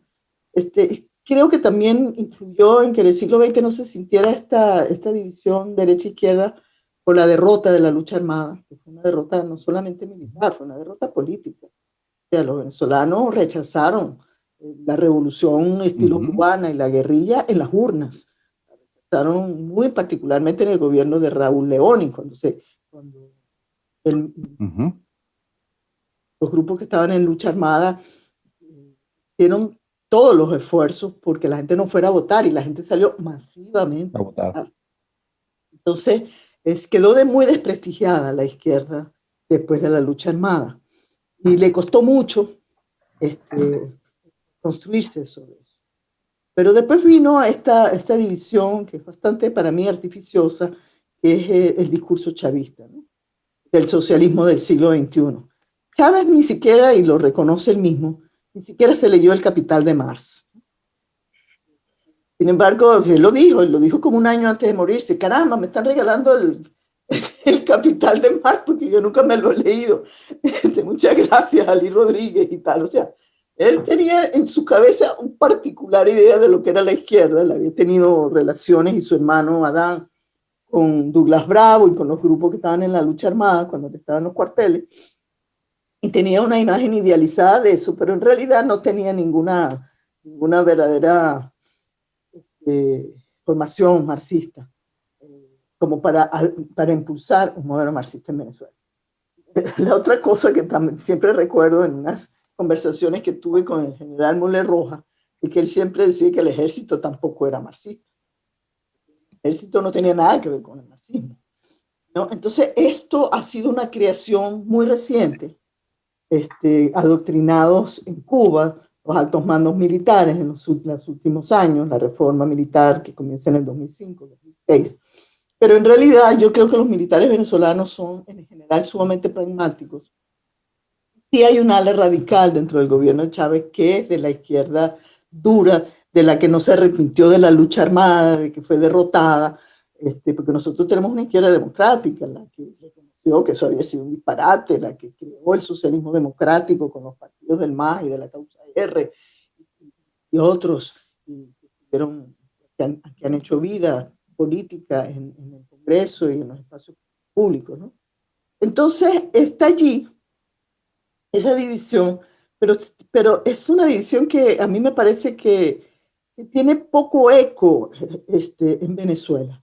Yo creo que, porque tampoco Maduro tiene una formación suficientemente sólida, es lo que está copiando el modelo cubano, y el modelo cubano en Venezuela no tiene, además es como una caricatura del modelo cubano, pero sí él sí tiene sus asesores cubanos y sus grupos radicales que están en esa división. Yo creo que en Venezuela, sin embargo, el gran esfuerzo que hay que hacer es un esfuerzo por estratégicamente por diferenciar los campos democráticos y autoritarios, porque en la democracia caben muchas izquierdas, todas las que son democráticas, todas las socialdemocracias caben en la lucha por la democracia. Y en el autoritarismo caben muchas derechas también,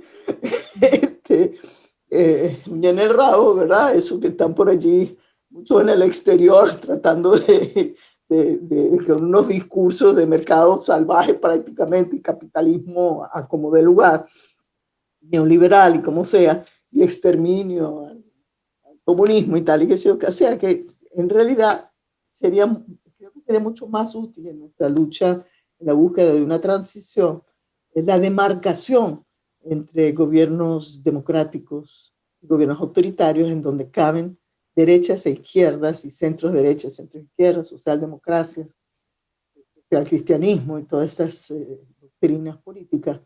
Y en el autoritarismo caben pues todos los fascismos, los estalinismos y todas esas cosas. Ahora les quiero preguntar. Me imagino que la pregunta la hizo la persona con base en los discursos de los últimos años, porque antes del chavismo nunca fue visto como un clivaje fundamental el tema de derecha-izquierda. Sí existía, se hablaba de derecha-izquierda, pero eso no sé. Siempre el problema fue autoritarismo, o sea, desde Vargas y Carujo en adelante, el problema siempre se veía como el tema de autoritarismo y libertades, democracia o como se le pueda llamar. Ahora, ahí les quiero preguntar, ¿ustedes creen que hizo falta entonces quizás organizar o que la sociedad se identificara, se organizara en torno a ideas, valores más identificables con un sector u otro sector, ya hablando sectores democráticos, ¿no? En ese periodo de la democracia. Y lo pregunto porque el tema de una de las cosas que se critica, ¿no?, de Acción Democrática y COPEI es que en algún momento se fueron desdibujando, ¿no? Eso es uno de los argumentos clásicos de la ciencia política y que por tanto entonces no había una posibilidad de identificarse claramente con preferencias en torno a la educación, en torno a la salud, todos los temas, digamos. Sin duda, Mariela. Entonces, o sea, la fundación de COPEI se hace en apoyo a Franco. O sea, era un partido de derecha. Ellos incluso se fueron al Vaticano, tuvieron sus primeras reuniones allá con el Papa. No fue un partido confesional, pero un partido muy allegado a la derecha, pues digamos, incluso, ideológicamente muy diferente a Acción Democrática. Acción Democrática tiene raíces más profundas en doctrinas socialistas. Incluso recuerden que Rómulo Betancourt fue fundador del Partido Comunista en Costa Rica. Ambos partidos se mueven ideológicamente en las dos grandes doctrinas del siglo XX, ¿no? La democracia cristiana y la socialdemocracia. Esas son las dos grandes corrientes doctrinarias de Acción Democrática y COPEI. Y eso, yo te lo puedo decir porque yo era niña y tengo hasta experiencias visuales de eso. Yo me acuerdo, por ejemplo, cuando ganó Caldera la primera vez, yo podría tener, no sé, 7, 8 años, y estaba viendo televisión y nunca había visto una familia cristiana rezando rosario en televisión. O sea, había una cosa católica, de costumbres, de tradiciones, ¿qué es lo que teníamos con los adecos? Bueno, eran ateos, la mayoría de ellos eran ateos militantes, ¿no? Nunca mostraban a las familias, tenían lo que en Venezuela se llamaba los segundos frentes, ¿no? Que no solamente tenían esposas oficiales, sino que tenían otras por ahí. O sea, eran verdaderamente dos partidos. COPEI siempre fortaleció la educación privada, Acción Democrática la educación pública. Por ahí yo podría decir, claramente había una ideología allí, pero ¿qué pasa allí en los años 70? Eso se va volviendo, mira, en los años 70 el partido COPEI se vio sacudido por el marxismo, por la radicalización de su juventud copeyana, la juventud revolucionaria copeyana que se fue acercando a la izquierda. Revolucionaria de COPEI. Claro, los astronautas, los avanzados, toda esa gente, ¿no? Pero todo eso se liquidó. Ellos expulsaron buena parte de esa dirigencia, algunos se fueron por su cuenta, otros se arrepintieron y no hablaron más. Pero lo cierto es que el boom petrolero de Carlos Andrés Pérez, el primer Carlos Andrés Pérez, va a comenzar a dibujar ideológicamente los partidos políticos. Ya el pacto institucional también, los pactos que se acuerdan durante el gobierno de Caldera para repartirse los cargos en los poderes públicos. Bueno, tú tienes la presidencia, si ganas la presidencia de la República, te damos la presidencia del Legislativo, y yo me quedo con la vicepresidencia, aunque tenga más votos para ser vicepresidente. Sí, se fueron repartiendo los cargos, esos cargos también se repartieron en los institutos autónomos, se fueron viendo los dos dibujando sus diferencias, y cada vez se hizo la cosa mucho más pragmática, porque era un asunto de distribuir ingresos fiscales. Sin embargo, eso hay que decirlo, si tú ves la dirigencia de Acción Democrática y la dirigencia de COPEI, son bastante distintas. O sea, estos eran educados en educación pública, estos eran educados por los jesuitas, por los salesianos, o sea, sí hay, y eso marca ideológicamente, y eso producía una gran vitalidad, diría yo, de nuestra democracia de las primeras décadas, que se fue perdiendo con el pragmatismo, con esa práctica del día a día de que no importaba las posiciones ideológicas, sino con ese acuerdo alrededor de cómo distribuir el ingreso fiscal.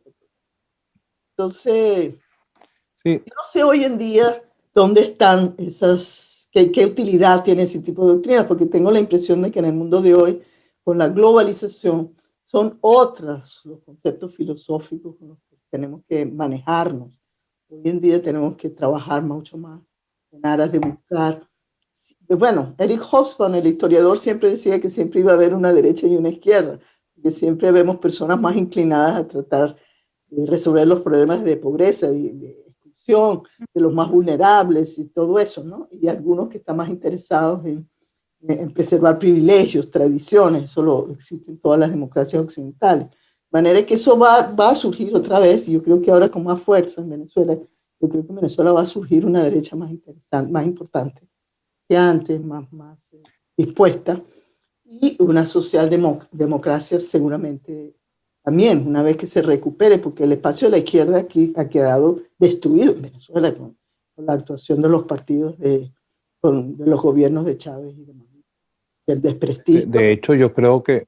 El prestigio es brutal. De hecho, yo creo que una de las herencias que está dejando el chavismo, una derecha militante, con gente que sostiene posturas que en la democracia anterior hubieran sido absolutamente imposibles. Es decir, gente que si algo recuerdan es a Borregales, y Borregales era un personaje extraño, era como Pérez Jiménez. Inclusive hay algunos que se declaran perijimenistas y a los cuales cuando uno oye sus discursos y los comparas con las ejecutorias de Pérez Jiménez, porque Pérez Jiménez no le hacía asco al populismo, él quiso serlo. Si Pérez Jiménez hubiera podido haber ganado las elecciones del 52, lo hace, y repartió plancha de zinc, que repartió máquina de coser. Bueno, pasa que es un populismo fallido, no pudo hacerlo. Como reacción al chavismo, vemos ahorita, sobre todo en gente joven, para la cual cualquier cosa que suene social, cualquier cosa que suene más o menos progresista, le pareció horrible en términos de Franco. Entonces es impresionante. Y una cosa que, bueno, eso es comunismo. O sea, hablar de la educación pública, eso es exacto. O sea, una cosa que no tiene que ver. Es impresionante. Sin embargo, la educación pública para inculcar los valores ciudadanos fue importantísimo. O sea, buena parte del reservorio democrático que tiene Venezuela se lo debe a esa inculcación de valores en la educación pública y en ese ascenso social que le permitió mucho. Mira que yo en la Universidad Central de Venezuela, yo tuve grandes colegas, brillantes colegas que su familia eran hijos de pescadores, eran hijos de campesinos analfabetas, o sea, y habían logrado con la democracia venezolana ir a las mejores universidades. Después de ir a la Central se le abrían las puertas para Italia, para Francia, para donde. O sea, la educación pública es absolutamente esencial como valor que tenemos que incluir ¿verdad? Y también la otra cosa hay que decirlo también, en la economía es absolutamente imprescindible tener mercado y tener Estado. Las dos cosas. ¿Cuál es la dosis? Es el producto del debate. Cuánto más Estado y cuánto más mercado. Pero Venezuela, en el estado de postración económica en que nosotros estamos, nosotros necesitamos el mercado más que nunca. O sea, y eso hay que tenerlo claro y hay que dejar la estigmatización del mercado. El mercado no es capitalista, el mercado es el mercado. El mercado existió con los egipcios, con los griegos, con los mexicanos, con los aztecas, cuando Cortés llegó a México, que lo primero que dijo, vio un mercado y no podía creerlo. O sea, no podía creer, nunca había visto un mercado tan próspero, tan abundante como vio el mercado en Ciudad de México de los aztecas. Entonces el mercado hay que recuperarlo porque allí está la creatividad, la prosperidad, la abundancia, posibilidad de tener riqueza, pero tiene que ser, por supuesto, hay que tener la dosis de cómo se regula para que no se produzca una sociedad tan desigual, tan excluyente como la que estamos viviendo.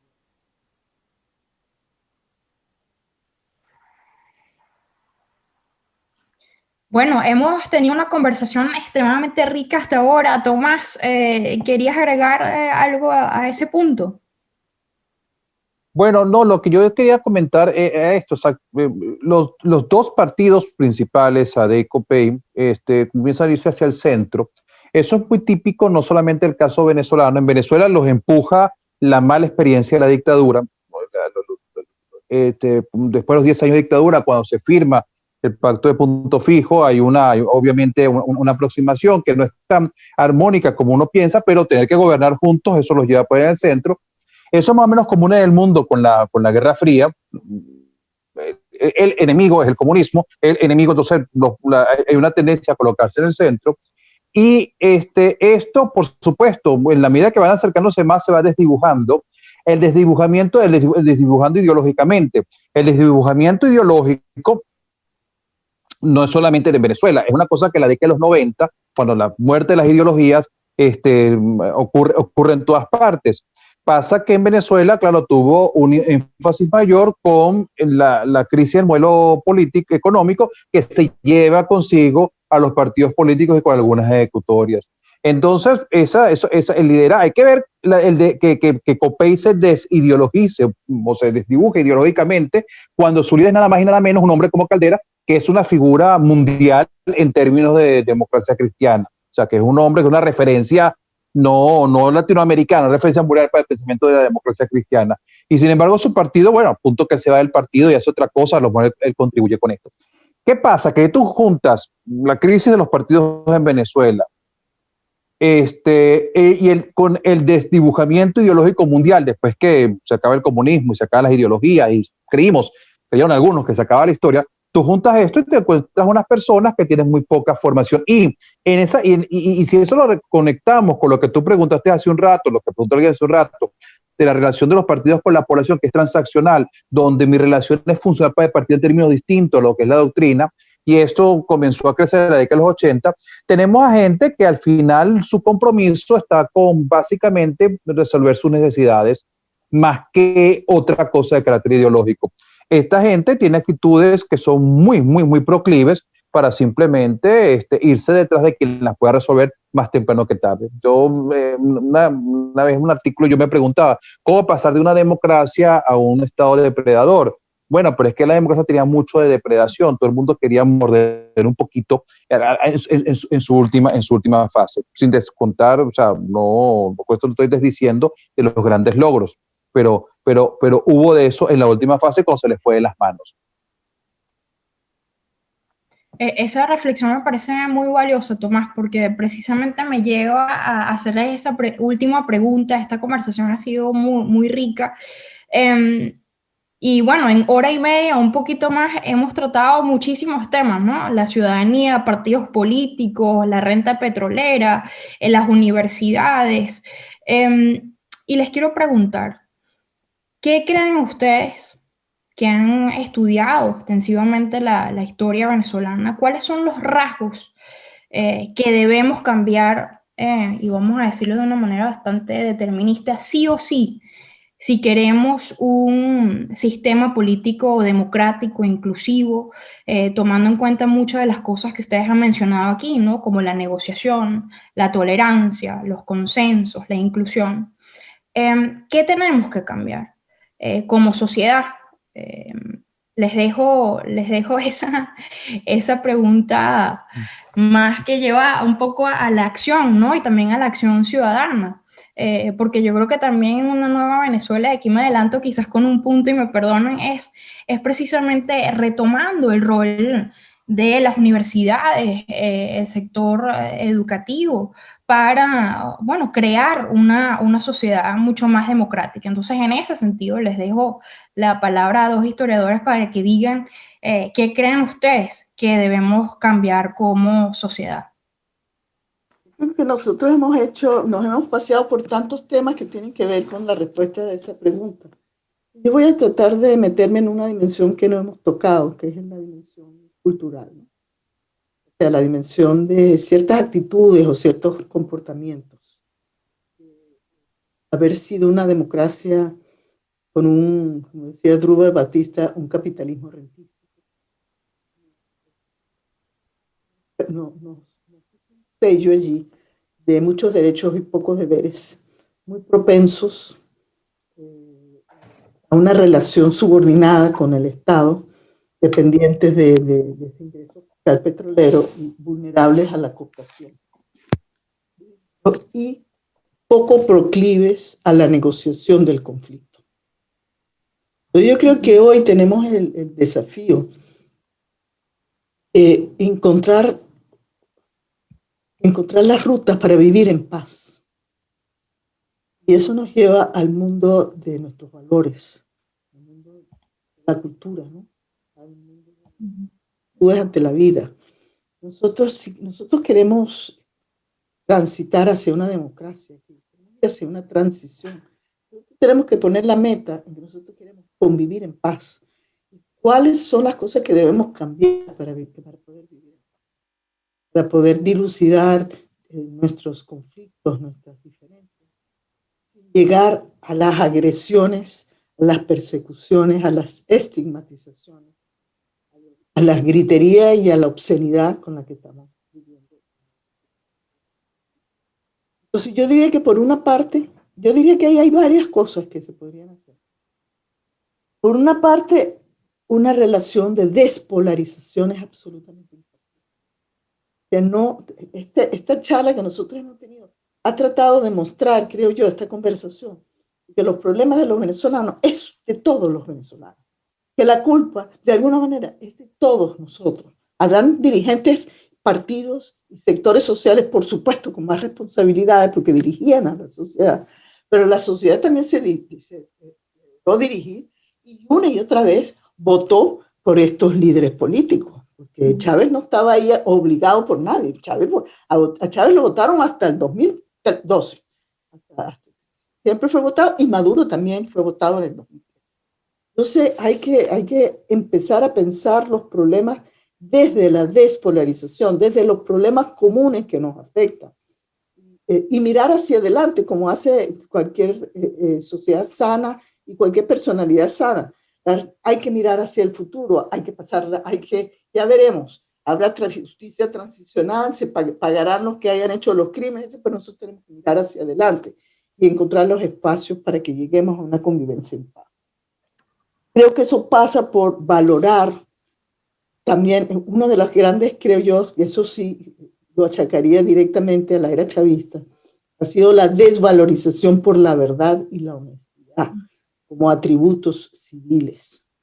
En este mundo donde las tecnologías nos tienen avasallados con fake news y toda esta serie de agentes de la mentira, mediáticos, nosotros tenemos que informarnos y tenemos que hacer el esfuerzo como ciudadanos de cambiar actitudes de apatía y de preguntarnos cuando nosotros vemos la información qué tan veraz es. Y tratar de nutrirnos de la verdad, valorar la verdad por encima. Aquí en los Estados Unidos, donde yo estoy en este momento, aquí hay en este momento una tensión entre aquí le han contado al presidente Trump todas las mentiras que dijo durante sus años de gobierno. ya las han expuesto, porque tienen que rescatar la verdad, porque sin la verdad no hay democracia. No eres capaz de diagnosticar la realidad, de saber qué es la verdad, qué es de la mentira. No podemos tener una democracia. Tenemos que valorar la honestidad. O sea, tiene que haber reconocimiento a la gente que es honesta. No puedes estar en un cargo simple y llanamente porque eres el pariente de alguien o porque eres... Nosotros tenemos en Venezuela una cultura familistica que nos dice, no, es que él es primo de fulano, entonces por eso lo pusieron ahí. No, si es el hijo de Nicolás, por eso es que tiene 4 cargos. No, hay que estar allí por honestidad, por profesionalismo, hay que valorar este sistema. Nosotros hemos tenido en el chavismo, yo diría que particularmente con Maduro, un sistema de antivalores de la democracia. Está haciendo de todo para que los valores de la democracia se vean estigmatizados. Aquí la lealtad prevalece sobre la honestidad, sobre el profesionalismo, sobre el Estado de Derecho. Aquí si tú eres primo o familia de alguien, no importa que seas corrupto, no importa que digas mentiras, no importa que... ¿Cómo es eso? Yo sí creo que hay actitudes que tienen que empezar por nosotros mismos, achacarnos en nuestras familias y con nuestros semejantes y en nuestras organizaciones. Otra cosa que me parece importante de la sociedad en general, de la población en general, es que tiene que apoyar a sus activistas. No puede dejarlos solos en esta hora tan difícil. Hay en Venezuela gente que está realmente esforzándose por tratar de crear ese puente, ese camino que llega al umbral de la transición democrática. Muchas veces convocan y están solos, porque la población dice, no, yo no tengo tiempo, no tengo...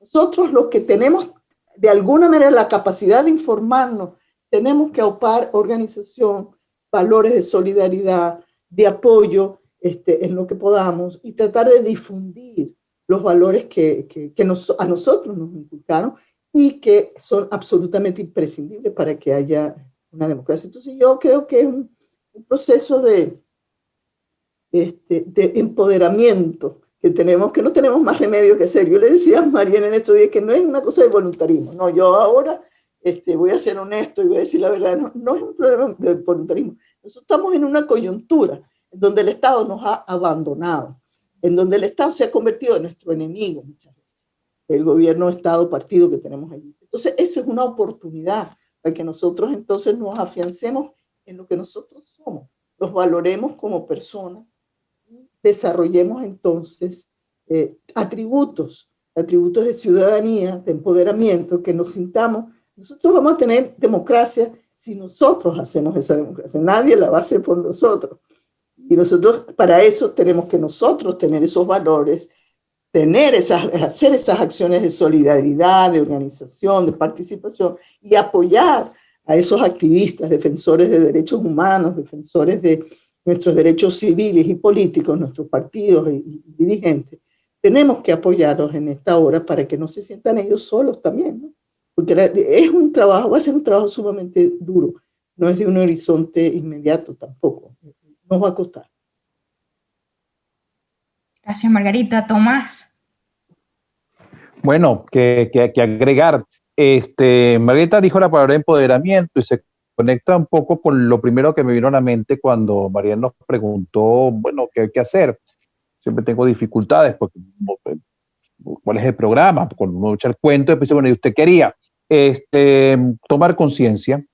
Creo que eso es lo primero. Los venezolanos profundamente inconscientes de la dimensión de los problemas en los que está.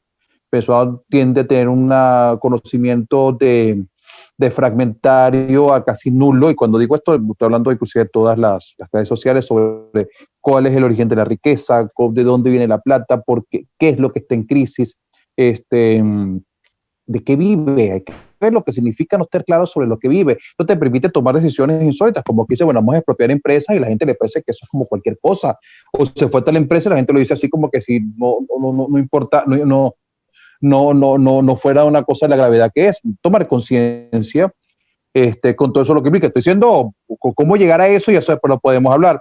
y después de tomar conciencia, ser ciudadanos, asumir la responsabilidad de labrar nuestro propio destino.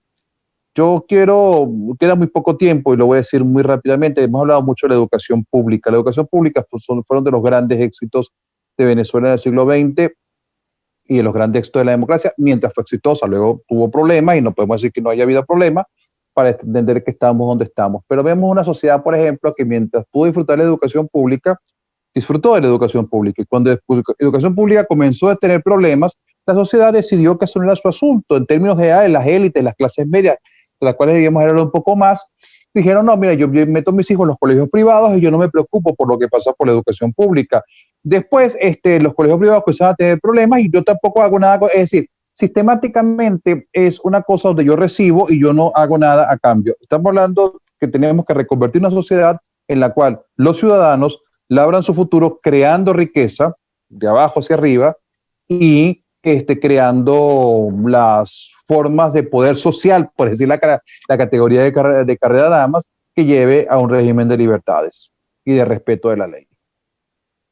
Muchas gracias, Tomás, Margarita. Imagínense, casi 2 horas hablando sobre un tema que nos apasiona a nosotros tres, pero yo creo que después de esta conversación apasionará a mucha más gente. Les agradezco muchísimo. Margarita mencionó el tema de Estados Unidos y ahí quiero resaltar también cómo se ha visto esa lucha por no perder la democracia, ¿no? Con todas sus fallas. Y por ejemplo, aquí quiero destacar nuevamente el rol de los académicos. Vimos cómo historiadores, antropólogos, sociólogos, politólogos estuvieron activos durante todos estos años, ¿no? En esa defensa por los valores democráticos y cívicos. Y eso es lo que estamos tratando de hacer aquí.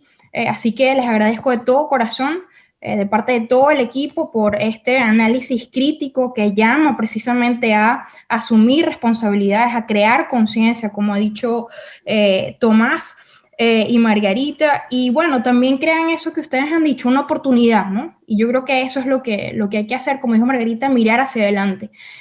Nuestra mirada tiene que ir más allá y eso es lo que vamos a intentar hacer Michael Penfold y yo en la próxima sesión de Venezuela Conversa. Muchas preguntas nos llegaron hoy precisamente sobre la actualidad, pero lo importante era sentar estas bases sólidas que han hecho ustedes para nosotros, para iniciar este ciclo de conversaciones, de diálogo y de entendimiento que tanto necesitamos. Así que cierro con eso, con todas mis palabras de gratitud y bueno, seguiremos conversando por y para Venezuela. Un abrazo, queridos historiadores y amigos, y será hasta una próxima sesión. Un abrazo a ambos, muy agradecida también, bueno, y a trabajar, como quien dice, ¿no? Que hay mucho trabajo que hacer. Así es, a trabajar. Gracias por la invitación y por la iniciativa como ciudadano. Digo, gracias por la iniciativa. Yes. Chao. Gracias. Un abrazo a los dos.